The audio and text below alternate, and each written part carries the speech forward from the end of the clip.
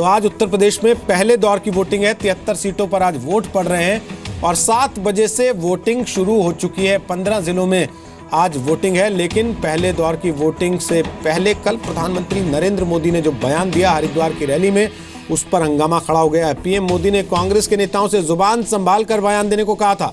उन्होंने कहा था कि उनके पास सभी का कच्चा चिट्ठा है और पीएम के इस बयान को लेकर कांग्रेस के नेता संदीप दीक्षित ने पलटवार किया है कि कांग्रेस पीएम की धमकी से नहीं डरती और पीएम अगर कच्चा चिट्ठा खोलना चाहते हैं तो खोल दे।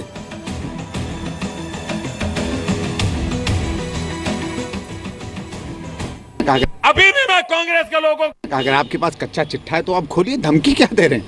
सवाल हमें पूछ रहे हो? अभी भी मैं कांग्रेस के लोगों को कहता हूं,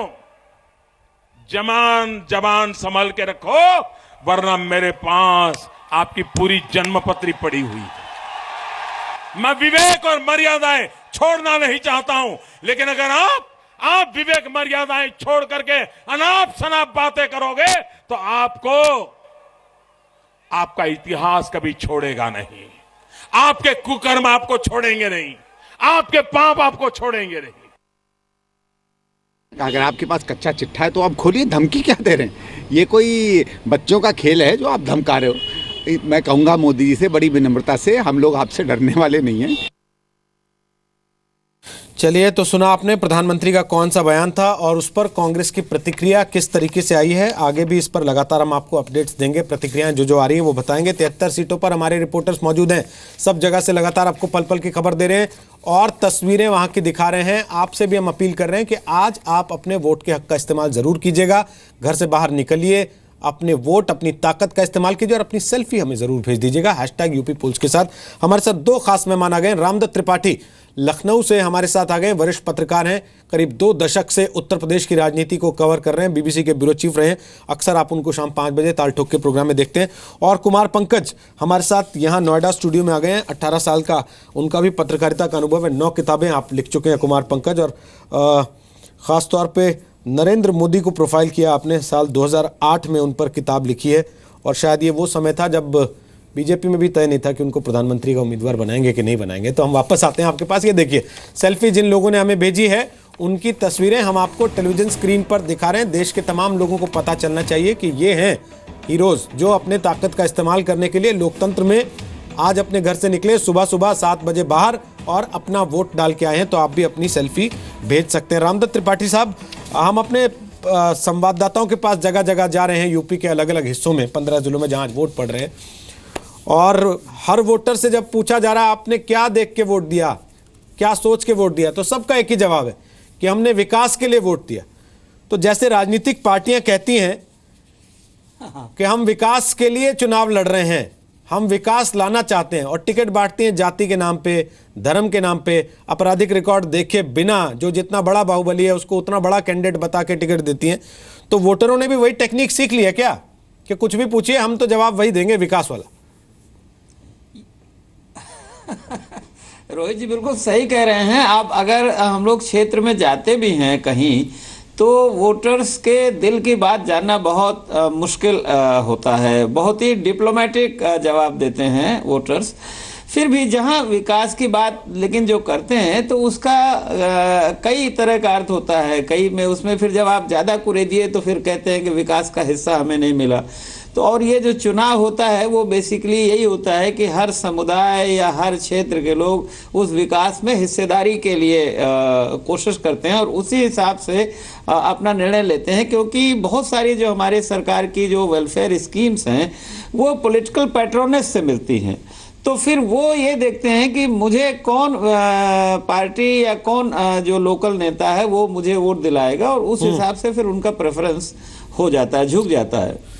चलिए वापस आते हैं। पंकज जी आपसे भी कमेंट लूंगा, उसके पहले रवि त्रिपाठी हमारे साथ मौजूद हैं, मेरठ में है, सरधना क्षेत्र में है, वहाँ वोटिंग चल रही है, लगातार बड़ी तादाद में वोटर्स निकल रहे हैं। रवि बताइए वहाँ की तस्वीर क्या है, क्या स्थिति है और कितने लोग आ रहे हैं वोट डालने के लिए, कैसा उत्साह है लोगों में? रोहित, उत्साह की बात करें तो देखिए लाइन दिखाना चाहेंगे। ये लाइन लगी हुई है, महिला मतदाता भी हैं, पुरुष मतदाता भी हैं, सब वोट डालने के लिए सरगना सीट पे लगातार सुबह से ही लोगों में उत्साह है। लोगों ने कहा भी कि पहले मतदान फिर जलपान हमने किया है। हमारे साथ साथ संगीत सोम भी हैं, इस इलाके के विधायक हैं, चर्चित भी हैं और कहीं ना कहीं इन पे आरोप भी लगता है तमाम तरह के। संगीत भाई, आप वोट डालने आए हैं, जनता भी खड़ी है लाइन में, जनता कह रही है कि विकास के नाम पर मतदान होना चाहिए। आपने कहा कि जब तक जान नहीं बचेगी तो विकास क्या होगा, तो आप क्यों, आपको लगता नहीं आप ध्रुवीकरण करने की कोशिश कर रहे हैं? समाजवादी पार्टी पिछले 5 साल से लोगों को मरवाने का ही तो काम कर रही है। अभी कल बिजनौर में आपने देखा क्या हुआ, कई लोग मारे गए हैं। समाजवादी पार्टी की सरकार में इसी तरीके का होता रहता है। मैं फिर कहता हूँ, विकास बहुत ज़रूरी है, लेकिन जिंदा रहेंगे तब ना। समाजवादी पार्टी उत्तर प्रदेश में लोगों को जिंदा नहीं रखना चाहती। वो एक जाति विशेष और धर्म विशेष को एक फ़ायदा पहुंचाने की कोशिश करती है, जिस पे हमारी लड़ाई रहती है, उनसे और कोई लड़ाई। आप पर भी तो यह आरोप लगता है कि आप भी एक धर्म विशेष को कहीं ना कहीं जोड़ते हैं, दूसरे धर्म वाले को लोग डराते हैं आप लोग। कौन डरा? आज तक तो आप भी नहीं डरे मुझसे, मैं उन्हें क्या डराऊंगा। लेकिन आप पर आरोप तो है ये। आरोप तो मैं आप पे भी लगा सकता हूँ, आप बहुत डराते हैं सब लोगों को। लेकिन संगीत भाई, चुनाव में तमाम तरह की बात, जो समीकरण बन रहा है जिसमें सपा और कांग्रेस का गठबंधन है, उनका कहना है कि विकास उनके साथ होगा और उनका साथ लोगों को पसंद है। आपको लगता है कि कांग्रेस और जो उनका गठबंधन है आप लोगों को कहीं ना बड़ी चुनौती दे रहा है समाजवादी पार्टी का गठबंधन? ये पब्लिक ने नहीं कहा ना साथ पसंद है, वो दोनों ही तो कह रहे हैं साथ पसंद है। उन्हें साथ पसंद है, पब्लिक को साथ बिल्कुल पसंद नहीं है। और किसी कीमत पर भी समाजवादी पार्टी और कांग्रेस उत्तर प्रदेश में आपकी अपनी जमानत नहीं बचा पाएगी। 50 का आंकड़ा दोनों ये पार नहीं कर रहे हैं। लेकिन पिछली बार इस इलाके में कहीं ना कहीं दोनों पार्टियां, सपा ने भी अच्छा प्रदर्शन किया था पिछले चुनाव में और बसपा ने भी। बसपा भी कहा जा रहा है कि साइलेंट किलर है इस इलाके में, और बसपा भी अच्छी चुनौती दे रही है क्योंकि मुस्लिम लोगों को ज़्यादा उन्होंने टिकट दिया है। इसकी वजह से उनके साथ साथ वो वोटर जुड़ेगा और दलित और मुस्लिम का कॉम्बिनेशन फायदा देगा। अब मुझे नहीं पता, लेकिन दलित का वोट तो मैं देख रहा हूँ कि बहुत भारतीय जनता पार्टी को मिला है। सरदाना विधानसभा पे हर गांव में वोट मिल रहा है और ज़्यादा से ज़्यादा भारतीय जनता पार्टी को वोट मिल रहा है। और मुझे नहीं लगता मुस्लिम मतदाता इस तरीके की गलती करेगा एक तरफा वोट देके। मुस्लिम मतदाता भी विकास के नाम पे वोट देना चाहिए और देगा, मुझे लगता है। लेकिन नोटबंदी से लोग परेशान है, ऐसा भी कहा जा रहा है कि नोटबंदी का आपको लग रहा है नुकसान होगा नोटबंदी का? मुझे तो नहीं लगता। आप भी परेशान नहीं है, पब्लिक भी परेशान नहीं है, कोई परेशान नहीं है। नोटबंदी से एकदम सब खुश है। बीजेपी की सरकार बन पाएगी? पाएगी नहीं, बनेगी। बनेगी, उम्मीद, भरोसा है पूरा? भरोसा 100%। चलिए, तो ये संगीत सोम है जिनको भरोसा है कि बीजेपी की सरकार 100% बनेगी और पोलराइज करने की कोशिश दूसरी पार्टी के लोग कर रहे हैं। और इनका ये कहना है कि पहले विकास तो होगा ही है, लेकिन विकास के साथ साथ अगर जान बचेगी तभी तो विकास होगा। देखिए, लगातार वोटर भी लाइन में लगे। आप लोग को क्या लगता है कि क्या मुद्दा होगा चुनाव में? बताओ क्या मुद्दा है चुनाव में? भैया जीतेंगे बस। आप लोगों को लगता है विकास चाहिए कि नहीं चाहिए? हाँ, विकास चाहिए। और क्या? चलिए वापस आते हैं रवि। वो कह रहे हैं भैया जीतेंगे, कोई कह रहा है भैया जी जीतेंगे। यही एक जो है तस्वीर है लोकतंत्र की। अच्छी बात यह है कि संगीत सोम वीआईपी रूट से नहीं गए हैं, लाइन में लगे हैं वोटरों के साथ ही अपने, और वहीं खड़े होकर वोट डाल रहे हैं। पंकज जी, नोटबंदी की लाइन में लगे थे क्या आप? बिल्कुल लगा था, नोटबंदी की लाइन में लगना पड़ा। तो अभी वो दर्द चला गया या बचा हुआ है? नहीं, दर्द तो है अभी, क्योंकि अब मैं कल की घटना बता रहा हूँ। कल मैं कई एटीएम घुमा, मुझे पैसे नहीं मिले। तो दर्द तो है कहीं ना कहीं। अब कई जगह मतलब अगर पेटीएम नहीं काम कर रहा है, आपका डेबिट क्रेडिट कार्ड काम नहीं कर रहा है। मुझे कल टिकट कराना था, रेलवे काउंटर पर मैं लगा था, वहाँ डेबिट मशीन लगी हुई थी लेकिन वो ख़राब निकली। बाद में फिर मैंने किसी से पैसे ले करके तो उनको दिया। तो ये चीज़ें, दर्द तो है। तो जनता याद रखती है वोट देते धर्म के, जाति देखती है, धर्म देखती है, और अपना आदमी है कि नहीं देखती है और वोट डाल देती है? नहीं, जनता बिल्कुल जाति, धर्म और अपना आदमी बिल्कुल देखती है।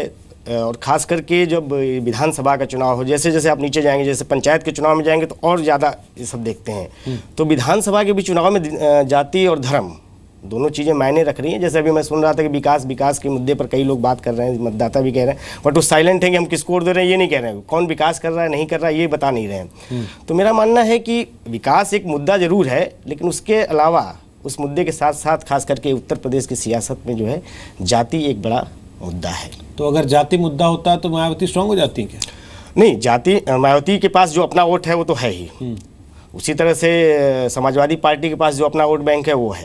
तो स्ट्रांग के मतलब उनके साथ अगर कोई दूसरा आएगा तभी वो स्ट्रांग होंगे। अकेले तो कोई भी नहीं कुछ कर सकता है, चाहे वो समाजवादी पार्टी हो, चाहे वो बहुजन समाज पार्टी हो, चाहे वो भारतीय जनता पार्टी हो। तो इस हिसाब से तो रामदत्त त्रिपाठी जी, फिर समाजवादी पार्टी ने समझदारी भरा कदम उठाया, गठबंधन पहले कर लिया जो।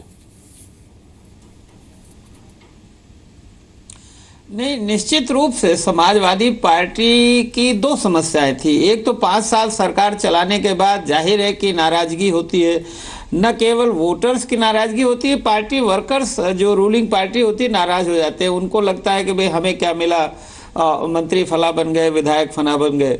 दूसरी, जो समाजवादी पार्टी में अंदरूनी कलह इतनी ज़्यादा हो गई थी, नीचे तक दो गुट हो गए थे।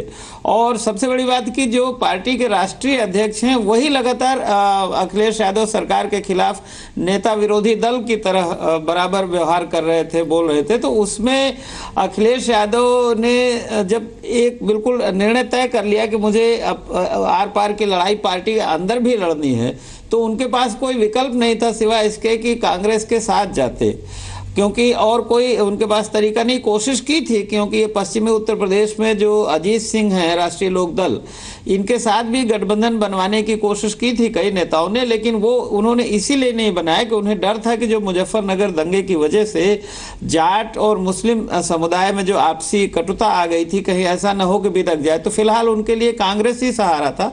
और दूसरी बात यह है कि अखिलेश यादव जो मध्यम मार्ग जिस तरह से उन्होंने अपनाया है, तो उसमें भी कांग्रेस के साथ उनका तालमेल और माइनॉरिटीज वोट का जो एक कंसोलिडेट करने का, तो मुझे लगता है अगर वो स्थिति न होती तो काफ़ी दोनों कांग्रेस और सपा दोनों के लिए काफ़ी मुसीबत होती इस चुनाव में, अगर गठबंधन नहीं होता तो। चलिए हम एक छोटा सा ब्रेक लेते हैं। ब्रेक के बाद वापस आते हैं। मेरे और सहयोगी संवाददाता देश के अलग अलग हिस्सों से, उत्तर प्रदेश के अलग अलग हिस्सों से हमारे साथ आ रहे हैं, उनके पास भी चलेंगे, वो भी तस्वीर आपको दिखाएंगे वहाँ कितना रुझान है वोटिंग का। और आप भी अपनी सेल्फी लेके भेज दीजिए अगर आप वोट डाल के आ चुके हैं। इंक वाली उंगली के साथ अपनी तस्वीर भेजिए #UP पोल्स पर।